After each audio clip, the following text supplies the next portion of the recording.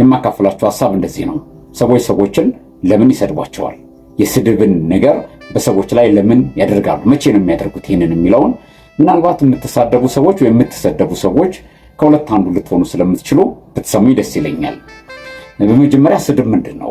ስድብ ይሄ የእግዚአብሔር ቃል እንደሚናገረው ሰዎች ያልሆኑትን ሊሆኑትም አይፈልጉትን ስብዕናቸው ያልሆኑትን ባህሪያቸው ያልሆነውን ጉዳይ በሰዎች ላይ መጫን መከመር ማለት ነው። ስድብ በንግግር ሊተላለፍ ይችላል፣ በጽሁፍ ሊተላለፍ ይችላል፣ በተለያየ አካላዊ መገለጫ ሊተላለፍ ይችላል። ብቻ ሰዎች ያልሆኑትን የነሱን ባህሪ ያልሆነው ስብዕናቸው ያልገነቡትን የኔ ነው ብለው ያላሳደጉትን ማንነት አምጥቶ እነሱ ላይ መከመር ስድብ ይባላል። በዚህ ሁኔታ ብዙ ጊዜ ስንሰደብ ወይም ደግሞ ተሳዳቢዎች ሲሳደቡ እንደሚቆዩ ታውቃላችሁ። ጉዳይ ግን እንደዚህ ነው። መቼ ነው ሰዎች ስድብን ወደ ሰዎች የሚያስተላልፉት? አንደኛ የመጀመሪያው ጉዳይ እግዚአብሔር ፈቅዶላቸው ሊሆን ይችላል።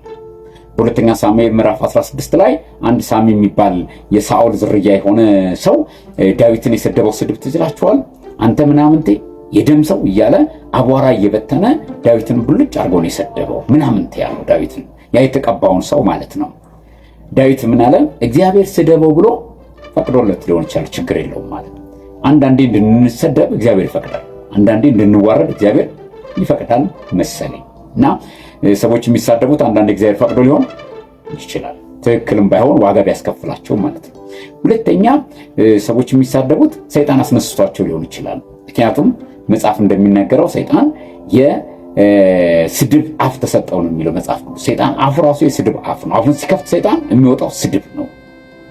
ኢየሱስንም እንዴት እንደተሳደበ ታውቃላችሁ።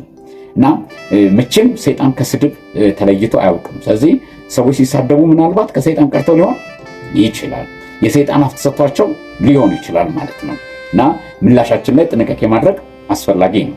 ሶስተኛው ሰዎች የሚሳደቡበት ምክንያት አንያዝ ስንላቸው ነው። በቁጥጥራቸው ስር ሊያረጉን፣ ሊቀብሩን፣ ሊሸፍኑን ሲፈልጉ ወይም መጠቀሚያቸው ሊያረጉን ሲፈልጉ፣ ስለዚህ በቃ መያዝ ሲያቅታቸው፣ እኛም ማጥፋት ሲያቅታቸው በስድብ እና በተመሳሳይ የስድብ ተመሳሳይ ሐሜት አይደል፣ በሱ ደግሞ ሊገለጡ ይችላሉ። መጽሐፍ ቅዱስ ስድብን ሁሉ አስወግዱ ነው የሚለው።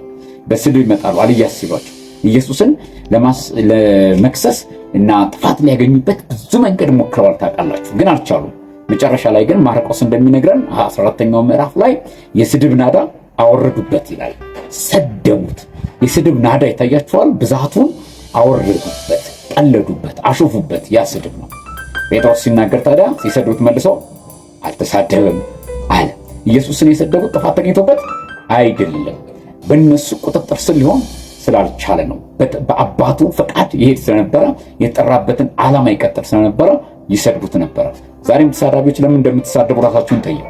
የምትሰደቡ ሰዎችም ለምን ብሎ መጠየቅ ጥሩ ነው።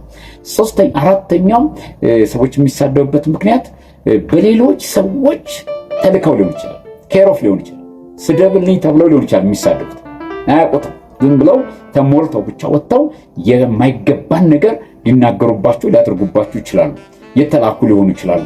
እነሱ የመጨረሻ ሰነፎች ስለሆኑ ምንም ማድረግ አይቻልም። ስለዚህ እግዚአብሔር ፈቅደው ሰይጣን አነሳስቷቸው የስድብ አፍ ሰጥቷቸው ወይም እናንተ የተሻላችሁ ጥሩ ሁኔታ ላይ ስለሆናችሁ አሊያም ሌሎች ሰዎች ተከራይተዋችሁ ስድብን በእናንተ ላይ ሊያደርጉ ይችላሉ። ስንሰደብ ምንድነው እሱ ማድረግ መቻል ያለብን? ማድረግ ያለብን ራሳችንን መመዘን፣ እንደሚባለው ነኝ ወይ ብሎ ራሳችንን በእግዚአብሔር ቃል በእግዚአብሔር መንፈስ እንደ ባለ አእምሮ ዙሪያችንን አካሄዳችንን መመዘን።